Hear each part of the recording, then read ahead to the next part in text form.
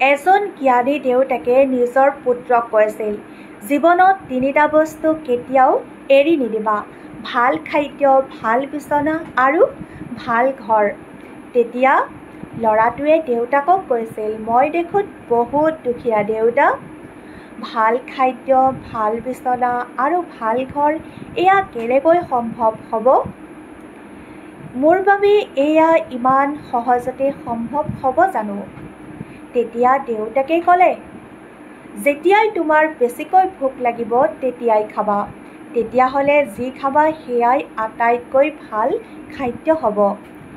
যেতিয়াই কাম কৰি কৰি ক্লান্ত হৈ যাবা তেতিয়াই শুবা। য'ত শুবা সেয়াই তোমাৰ বাবে আটাইতকৈ ভাল বিচনা হ'ব। যেতিয়া মানুহৰ সৈতে মিলা প্ৰীতি ৰাখিবা তেতিয়া সদায় ভাল আচৰণ কৰিবা।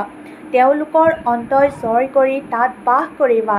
সেয়াই হ'ব তোমাৰ বাবে আটাইতকৈ ভাল ঘৰ, ভাল ঠিকনা।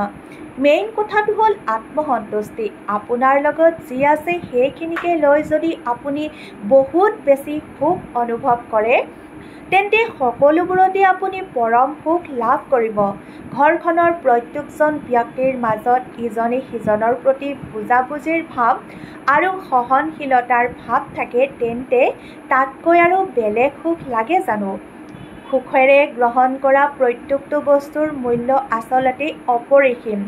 পৰিয়াল কিমান ধনী বা কিমান দুখীয়া সেয়া ডাঙৰ কথা নহয়, পৰিয়ালটো কিমান সুখী সেইটোহে ডাঙৰ কথা। পোৱাৰ পিছত যদি মৰ্যাদা দিব নোৱাৰে তেনেহ'লে হেৰাই যোৱাৰ পিছত কান্দি একো লাভ নাই। বিশ্বাস বস্তুটো যদি এবাৰ ভাঙি যায় তেনেহ'লে হাজাৰটা সত্য কথাও মূল্যহীন হৈ পৰে।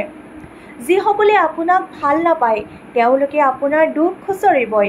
আপোনাৰ হাঁহিত দুখ, আপোনাৰ কথাত দুখ, কথা নক'লেও দুখ ইত্যাদি বিভিন্ন দুখত ধৰাত ব্যস্ত থাকিব। মনত ৰাখিব, কিছুমান মানুহৰ স্বভাৱ এইটো, সৰু সুৰা দুখকে ডাঙৰ কৰি চোৱা, কাৰণ তেওঁলোকে আপোনাক হিংসা কৰে।